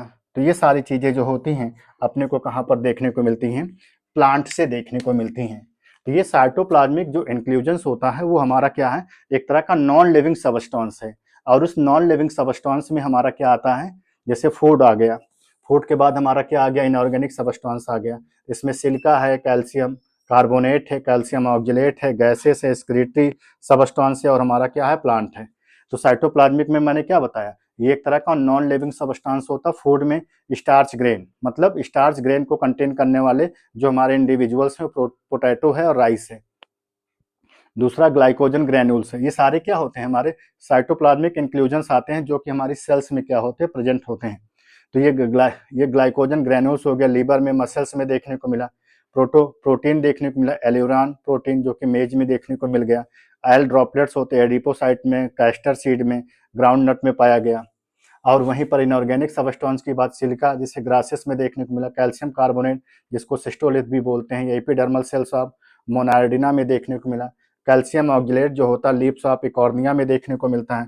कुछ गैसेस भी पाई जाती हैं, CO2, O2 as well as NO2 gases, nitrogen gases. Excretory कुछ सबस्टांस होते हैं जो कि एनिमल में देखने को मिलता है, जैसे अमोनिया है, यूरिया है, यूरिक एसिड है, ये क्या होता है एनिमल्स में देखने को मिलता है। वहीं प्लांट के कुछ एक्सक्रीटरी हमारे सबस्टांस होते हैं, जैसे क्वानिन हो गया, कैफीन हो गया, मार्फिन हो गया, गम हो गया, रेजिन हो गया, ये सारे के सारे क्या होते हैं हमारे देखने को मिलते हैं कि हमारे प्लांट के क्या होते हैं, कुछ सबस्टांस होते हैं। तो ये तो था हमारा पूरा का पूरा ओवरऑल अबाउट किसके बारे में, साइटोप्लाज्म के बारे में। तो दो टॉपिक अपना कवर हो गया, एक अपना कवर हो गया प्रोटोप्लाज्म, एक कवर हो गया साइटोप्लाज्म। अब हम लोग इसी में एक छोटा सा टॉपिक और भी है जो कि हमारा क्या होता है वैक्यूल्स, उसको भी हम लोग आज ही फिनिश कर लेते हैं कि हमारा क्या टॉपिक्स है, वैक्यूल्स के बारे में हम लोग क्या करते हैं, डिस्कस कर लेते हैं कि हमारा वैक्यूल्स क्या होता है। तो आप लोग इसका एक स्क्रीनशॉट लीजिए, फिर हम लोग क्या करते हैं वैक्यूल्स के बारे में भी थोड़ा सा उसके बारे में भी पढ़ लेते हैं। अब हम लोग वैक्यूल्स की बात करते हैं, क्योंकि जैसे आपको मैं थोड़ा सा एक चार्ट बना दूं ताकि आपके दिमाग में अगर आप भूल गए हों तो फिर से याद आ जाए, अगर नहीं भूले हैं तो आप अगर हमारे साथ ही नोट्स बनाते हुए चल रहे हैं हमारे लेक्चर के साथ में, तो आप अपना पन्ना पलटिए और पन्ना पलटने के साथ आप देखिए कि मैंने आपको एक चार्ट ऐसा बनाया था जिसमें मैंने सेल लिखा था, फिर सेल को मैंने बताया था ये सेल वॉल में, और प्लस क्या है प्लाज्मा मेम्ब्रेन में, प्लाज्मा मेम्ब्रेन में ये डिवाइड है, आप याद करिए। दूसरा हमने आपको बताया था प्रोटोप्लाज्म है जो कि आपका फिनिश हो चुका है। तीसरा मैंने आपको बताया था कि हमारा क्या है वैक्यूल्स है। अब मैंने फिर आपको बताया था प्रोटोप्लाज्म जो होता है वो साइटोप्लाज्म में, और प्लस क्या होता है हमारा न्यूक्लियस में डिफ्रेंशिएट है, ठीक है, न्यूक्लियस में डिफ्रेंशिएट है। फिर साइटोप्लाज्म में मैंने बताया था इसमें हमारे क्या होते हैं मेटाबॉलिकली एक्टिव सबस्टांस होते हैं, एक्टिव सबस्टांस होते हैं। इसमें क्या होते हैं जो हमारे मेटाबॉलिकली क्या होते हैं इनएक्टिव सबस्टांस होते हैं, ये आते हैं। इसमें कुछ एक्सक्रीटरी सबस्टांस के बारे में, इन सब के बारे में बताया था। और इसमें जितने भी हमारे सारे के सारे सेल ऑर्गेनेल्स होते हैं जो कि अभी आपको मैंने बताया वो इसमें सारे के सारे आते हैं। तो आपको आई होप इसका फिगर याद हो गया होगा पिक्चर। तो सेल वॉल भी फिनिश हो गया, प्लाज्मा मेम्ब्रेन भी फिनिश हो गया, आपका प्रोटोप्लाज्म भी फिनिश हो गया, आपका साइटोप्लाज्म भी फिनिश हो गया। इसी में छोटा सा एक जो यहाँ पर हैंगिंग डाउन है, लटका हुआ है इसी के साथ में वैक्यूल्स, उसको भी हम लोग क्या करते हैं आज इसको कंप्लीट कर देते हैं। फिर हम लोग आ जाएंगे साइटोप्लाज्मिक ऑर्गेनेल्स पे। तो जितने भी सेल ऑर्गेनेल्स है पहले उसके बारे में पढ़ लिया जाएगा, तो लास्ट में हम लोग क्या करेंगे न्यूक्लियस के बारे में पढ़ लेंगे। तो ये आई होप इसके बारे में आपको पता है, ये मैंने आपको ऑलरेडी पहले से ही बताया हुआ था, इसलिए मैंने आपको थोड़ा सा याद दिला दिया, क्योंकि वो चार्ट बहुत ज़रूरी है जो मैंने चार्ट आपको दिया है, क्योंकि उसी चार्ट के बिहाफ पर ही सारी चीज़ें जब आप पढ़ते चलेंगे तो आपके दिमाग में किसी भी प्रकार का कोई कन्फ्यूजन नहीं रहेगा कि अपने को क्या क्या पढ़ना है, सर ने क्या क्या पढ़ा दिया, हम क्या क्या पढ़ें, क्या क्या भूल जाएं। तो ऐसी कोई समस्या नहीं आएगी आपके सामने। तो नेक्स्ट जो अपना टॉपिक है वो क्या है वैक्यूल्स।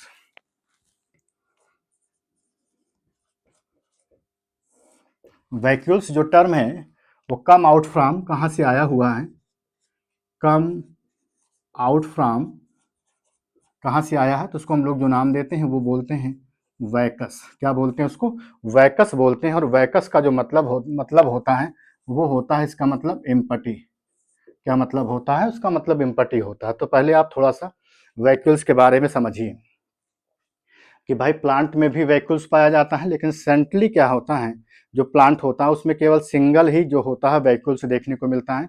लेकिन जब हम एनिमल सेल्स की बात करते हैं तो उसमें नंबर्स ऑफ क्या होते हैं जो वैक्यूल्स होते हैं वो पाए जाते हैं। प्लांट सेल्स में जो वैक्यूल्स होता है वो सिंगल होता है, लार्ज होता है, मतलब बड़ा होता है। लेकिन वहीं पर जब हम बात करते हैं किसकी, एनिमल सेल्स की, तो एनिमल सेल्स में जो हमारा वैक्यूल्स होता है वो क्या होता है अपने को देखने को मिलता है कि नंबर में होता है, मतलब मोर होता है, लेकिन क्या होते हैं छोटे छोटे अपने को देखने को मिलते हैं। तो ये वैक्यूल्स हो गया।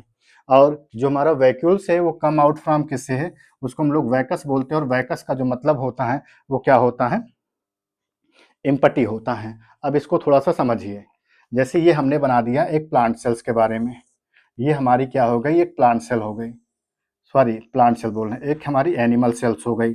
और ये हमारी बन गई क्या एक प्लांट सेल्स जो कि हेक्सागोनल शेप में यहाँ पर बन गई। अब अपने को प्लांट सेल्स नहीं पढ़ना, प्लांट सेल्स सब आप लोग पढ़ चुके हैं अच्छी तरह से। तो ये हमने एक प्लांट सेल्स के बारे में यहाँ पर बना दिया। ओके, ये प्लांट सेल्स हो गए, ये हमारी एनिमल सेल्स हो गई। तो प्लांट सेल्स में जो वैक्यूल्स होता है, यहाँ पर क्या होते हैं, नंबर्स में होते हैं, मतलब कई सारे होते हैं लेकिन छोटे छोटे होते हैं। यहाँ पर वैक्यूल्स जो होते हैं अपने को देखने को मिलते हैं। लेकिन यहाँ पर क्या होता है, एक अपने को ही केवल एक सिंगल वैक्यूल से ही क्या होता है, यहाँ पर देखने को मिलता है। तो यहाँ पर क्या हो गए, नंबर्स ऑफ हमारे वैक्यूल्स अपने को देखने को मिल गया। लेकिन यहाँ पर जो वैक्यूल्स देखने को मिला वो मोर देखने को मिला। इसीलिए जो हमारा एनिमल सेल है, ये हमारा क्या है, एनिमल सेल है। एनिमल सेल है। एनिमल सेल्स में जो वैक्यूल्स होते हैं वो क्या होते हैं, मोर होते हैं। और कैसे होते हैं, स्मॉल होते हैं। इसमें जो वैक्यूल्स होता है कैसा होता है, सिंगल होता है। सिंगल होता है और कैसा होता है, लार्ज होता है। सिंगल होता है, सिंगल होने के साथ साथ कैसा होता है, ये लार्ज होता है। दूसरी बात अपने को ये देखने को मिलती है, जो हमारी वैक्यूल्स की मेम्ब्रेन होती है, जो वैक्यूल्स की मेम्ब्रेन होती है, उस वैक्यूल्स की मेम्ब्रेन को हम लोग टोनोप्लास्ट बोलते हैं। क्या बोलते हैं, टोनोप्लास्ट बोलते हैं। मतलब जैसे ये इसकी मेम्ब्रेन है, इसकी मेम्ब्रेन को हम लोग जो नाम देंगे वो टोनोप्लास्ट की मेम्ब्रेन बोलेंगे। क्या बोलेंगे, टोनोप्लास्ट की मेम्ब्रेन बोलेंगे। इसके अंदर जो जिलेटिनस फ्लूइड भरा हुआ है वो हमारा क्या होगा, सेल सैप होगा। इसको क्या नाम देंगे, सेल सैप बोलेंगे, अथवा सैप सेल बोलेंगे, या सैप बोलेंगे केवल, या हम लोग इसको क्या नाम देंगे, वैक्यूलर सैप का नाम देते हैं। तो ये हमारा क्या होता है, इसके अंदर का जो मटेरियल फील्ड है वो क्या होता है, हमारा सेल सैप होता है अथवा सैप होता है, जिसमें अपने को देखने को मिलता है कि जो मिनरल्स होते हैं, जो प्रोटीन्स होती है, वो सारी चीजें क्या होती है, इसमें फील्ड होती है। अभी हम आपको बता रहे हैं। तो ये एनिमल सेल्स में एज वेल एज अपने को प्लांट सेल्स में जो डिफरेंस है वो पता चल गया कि एनिमल सेल्स में जो हमारा क्या होता है, जो हमारी वैक्यूल्स होते हैं वो मोर होते हैं, लेकिन छोटे छोटे होते हैं, नंबर्स में बहुत ज़्यादा होते हैं। लेकिन इसमें सिंगल ही होगा। जो एक हमारी मेच्योर सेल्स होती है प्लांट सेल्स की, सिंगल ही देखने को मिलेगा, बट कैसा होगा, लार्ज होगा। और जो उसके मेम्ब्रेन होती है, उसके मेम्ब्रेन को हम लोग टोनोप्लास्ट बोलते हैं। और टोनोप्लास्ट के साथ साथ जो इसके अंदर फील्ड होता है उसको हम लोग सेल सैप बोलते हैं। क्या नाम देते हैं उसको, हम लोग सेल सैप का नाम देते हैं। दूसरी बात ये हो गई कि जो animal cell as well as जो प्लांट सेल्स हो गया, उसमें जो हमारी प्लांट सेल्स होती हैं,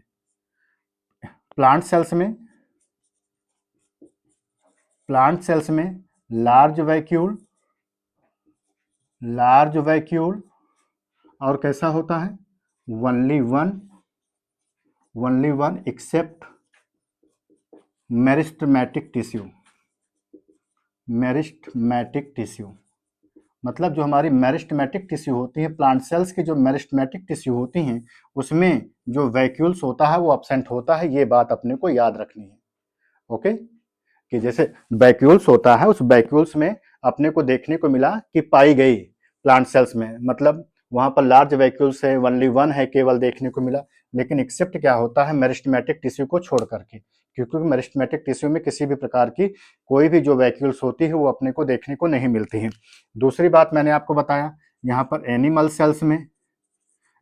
सेल्स की बात करते हैं। एनिमल सेल्स में क्या होते हैं, मोर वैक्यूल्स होते हैं।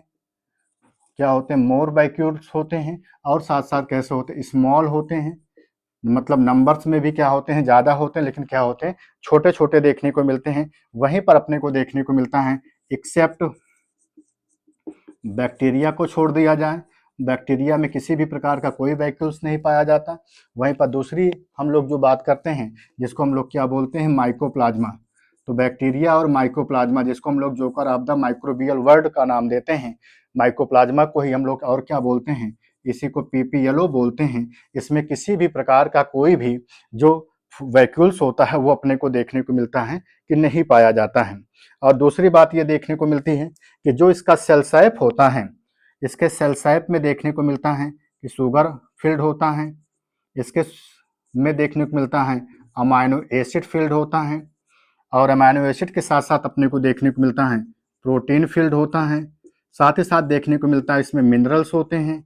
मिनरल के साथ साथ अपने को देखने को मिलता है कि इसमें एक तरह का पिगमेंट होता है, जिसको एंथोसाइनिन पिगमेंट बोलते हैं। क्या बोलते हैं, एंथोसाइनिन पिगमेंट बोलते हैं। और यह जो हमारा एंथोसाइनिन नामक जो पिगमेंट होता है वो कैसा होता है, ये पर्पल होता है, ये कैसा होता है, वायलेट होता है, अथवा और कैसा होता है, ये रेड कलर का देखने को मिलता है। मतलब इसमें सबसे इंपॉर्टेंट बात आपको याद रखनी है कि जो इसका सेल शेप होता है अथवा जो इसका शेप होता है उसमें शुगर तो है ही है, अमाइनो एसिड तो है ही है, प्रोटीन तो है ही है, मिनरल तो है ही है, एंथोसाइनिन पिगमेंट भी इसमें सबसे इंपॉर्टेंट है, पाया जाता है। और साथ ही साथ जो सबसे ज़्यादा मात्रा में होता है वो क्या होता है, इसमें वाटर अपने को देखने को मिलता है। और इसमें शुगर के साथ साथ इसमें और क्या होता है, सॉल्ट भी जो होता है पाया जाता है। तो सॉल्ट भी है, शुगर भी है, अमाइनो एसिड भी है, प्रोटीन भी है, मिनरल भी है। लेकिन दो बातें अपने को सबसे ज़्यादा याद रखनी है। एक बात अपने को याद रखनी है कि इसमें वाटर की जो क्वांटिटी होती है सबसे ज़्यादा होती है, और इसमें एक तरह का पिगमेंट पाया जाता है जिस पिगमेंट को हम लोग क्या नाम देते हैं, एंथोसाइनिन पिगमेंट बोलते हैं। क्या बोलते हैं इसको, एंथोसाइनिन पिगमेंट बोलते हैं, जो कि पर्पल कलर का, वायलेट कलर का अथवा क्या होता है, ये रेड कलर का अपने को देखने को मिलता है। कैसा होता है, पर्पल भी होता है, रेड भी होता है, अथवा क्या होता है, ये वायलेट कलर का भी क्या होता है, ये देखने को मिलता है। इतनी बात समझ में आ गई। अब अगली बात ये हो गई कि जो हमारा सेल शेप होता है, ठीक ना, ये सारी चीज़ों के लिए रिस्पॉन्सिबल्स होता है। और साथ ही साथ अपने को देखने को मिलता है कि जो इसमें सेल शेप पाया जाता है उसके कुछ हमारे बेसिक फंक्शंस भी देखने को मिलते हैं। जैसे उन फंक्शंस में देखने को मिलता है कि किसमें हेल्पफुल होता है, जैसे सेल इलांगेशंस के लिए हेल्पफुल होता है। इसके लिए सेल के इलांगेशन में क्या करता है, सबसे इंपॉर्टेंट रोल प्ले करता है। साथ ही साथ क्या होता है, स्टोरेज में भी क्या करता है, सबसे वाइटल रोल क्या करता है, प्ले करता है। और दूसरी बात जो होती है, ये सेल को क्या करता है, टर्जिडिटी प्रोवाइड करने का काम करता है। जो सेल होती है, टर्जिडिटी का मतलब होता है टर्गर प्रेशर, टीपी, जिसको टर्गर प्रेशर बोलते हैं। तो ये तीन चीज़ों के लिए रिस्पॉन्सिबल्स होता है। पहली बात, सेल को इलांगेट करने के लिए हेल्पफुल होता है, सेल इलांगेशन में हेल्पफुल होता है। दूसरी बात, स्टोरेज के लिए हेल्पफुल होता है क्योंकि स्टोर करता है इन सारी चीज़ों को। अगली बात जो होता है, ये सेल को हमारी क्या करता है, टर्जिडिटी भी क्या करता है, प्रोवाइड करता है, जिसको हम लोग क्या बोलते हैं, इट प्रोवाइड टर्गर प्रेशर। ये टर्गर प्रेशर में भी क्या होता है, ये हेल्पफुल होता है। इतनी बात अपने को याद रखनी है। एक बार आपको फिर से रिकॉल कराते हैं। वैक्यूल्स जो हमारा होता है, ये एक तरह का क्या होता है, मतलब हम कह सकते हैं कि लैटिन भाषा से बना हुआ, जिसका मतलब होता है वैकस, और वैकस का मतलब एम्पटी होता है। मतलब एक अंदर से पूरा मतलब एम्पटी टाइप का होता है। एम्पटी मीनिंग होती है उसके खाली, जिसको हम लोग बोलते हैं। लेकिन खाली के साथ साथ क्या होता है, उसके अंदर कुछ क्या होते हैं, हमारे जो बेसिक कंपोजिशंस होते हैं, कंपोनेंट्स होते हैं, वो क्या होते हैं, इसमें प्रेजेंट होते हैं। दूसरी बात मैंने आपको बताया कि एनिमल सेल्स में as well as plant cells में, दोनों में क्या होता है, जो वैक्यूल्स होता है पाया जाता है। लेकिन जब हम प्लांट सेल्स की बात करते हैं तो प्लांट सेल्स में हम मेरिस्टेमेटिक सेल को छोड़ देते हैं, क्योंकि मेरिस्टेमेटिक टिश्यू में किसी भी प्रकार की कोई भी जो वैक्यूल्स होती है वो नहीं पाई जाती है, ठीक ना, किसमें, प्लांट सेल्स में। अब जब हम लोग एनिमल सेल्स की बात करते हैं, इसमें नंबर में ज़्यादा होते हैं, छोटे छोटे होते हैं। लेकिन हम बैक्टीरिया की बात करते हैं, इसमें भी नहीं पाया जाता। हम माइकोप्लाज्मा या पीपीएलओ की बात करते हैं, इसमें भी जो हमारा वैक्यूल्स होता है वो टोटली क्या होता है, एब्सेंट होता है। तो ये बात भी अपने को याद रखना है। अगली बात मैंने आपको बताया कि जो हमारा वैक्यूल्स होता है, जो कि सेंट्रली लोकेट होता है, और इसमें जो न्यूक्लियस होता है वो क्या होता है, वो पेरिफेरल प्लाज्मा मेम्ब्रेन के टूवर्ड होता है। और सबसे खास बात ये भी देखने को मिलती है कि जो हमारा वैक्यूल्स होता है उसकी जो पर्टिकुलर मेम्ब्रेन होती है, उसके मेम्ब्रेन को हम लोग टोनोप्लास्ट बोलते हैं। और इसके अंदर का जो जिलेटिनस फ्लूइड फिल्ड होता है, इसको हम लोग सेल सैप बोलते हैं, अथवा इसको हम लोग सैप या वैक्यूलर सैप का नाम देते हैं। इसमें जो सबसे इंपॉर्टेंट हमारे कंपोनेंट्स पाए जाते हैं, उसमें हमारा वाटर सबसे मुख्य होता है।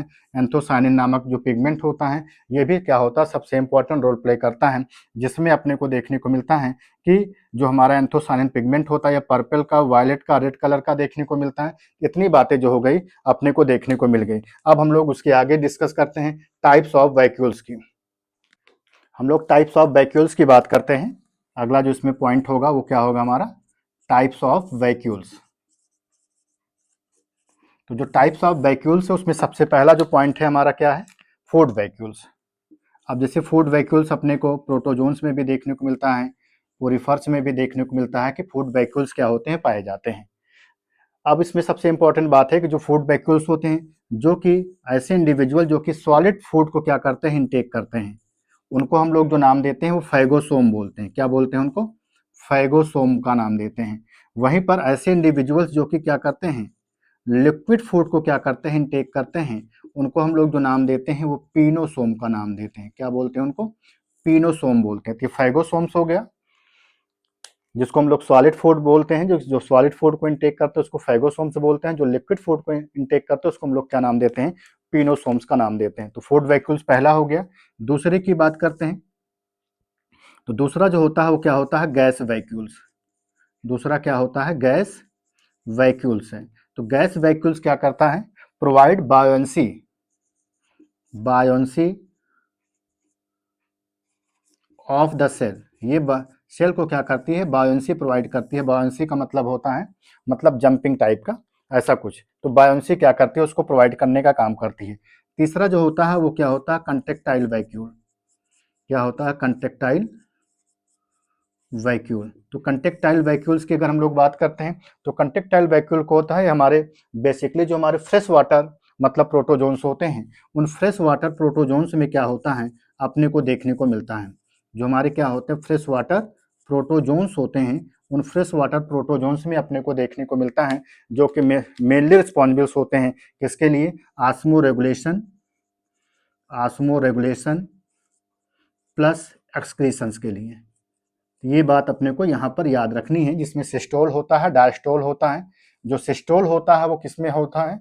तो उसको हम लोग बोलते हैं कॉन्ट्रैक्शन, और जो रिलैक्सेशन होता है उसको हम लोग डायस्टोल बोलते हैं। केवल इतना आपको याद रखना है। तो ये तो था ओवरऑल अबाउट किसके बारे में? वैक्यूल्स के बारे में, जो कि काफी इंपॉर्टेंट है। केवल एंथोसायनिन आपको याद रखना है कि पर्पल अथवा वायलेट, रेड अथवा एक कलर और इसका होता है, इसको हम लोग क्या बोलते हैं? ब्राउन कलर का, अथवा क्या होता है? ब्राउन कलर का होता है।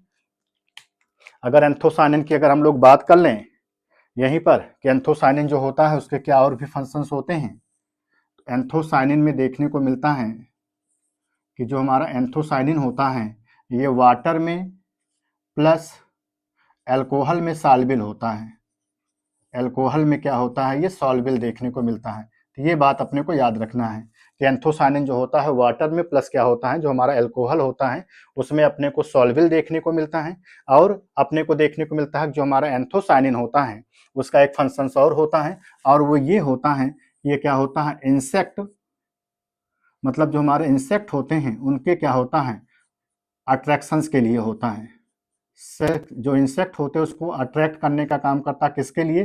फॉर पॉलिनेशंस के लिए, ताकि उसमें पॉलिनेशन की जो प्रक्रिया हो वो अपने को देखने को मिले। ये एंथोसायनिन का क्या होता है? काम देखने को मिलता है, स्पेशली प्लांट सेल्स में। तो इस तरह से क्या हो गया? ये ओवरऑल अबाउट किसके बारे में हो गया? वैक्यूल्स के बारे में। अब हम लोगों ने प्रोटोप्लाज्म पढ़ लिया, अब हम लोगों ने किसके बारे में पढ़ लिया? साइटोप्लाज्म के बारे में पढ़ लिया, और हम लोगों ने किसके बारे में पढ़ लिया? पूरा का पूरा वैक्यूल्स पढ़ लिया। अब हम लोग नेक्स्ट पार्ट में बनेंगे जिसमें हम लोग सेल ऑर्गेनेल्स के बारे में पढ़ेंगे। तो जितनी भी तरह के हमारे सेल ऑर्गेनेल्स हैं वन बाय वन क्या करेंगे? सारे के सारे सेल ऑर्गेनेल्स को पढ़ा देंगे, ताकि आपका जल्दी से जल्दी ये सारा खत्म हो जाए। हम लोग सेल बायोलॉजी को फिनिश करें, उसके बाद हम लोग सेल साइकिल, सेल डिवीजन में एंटर करें।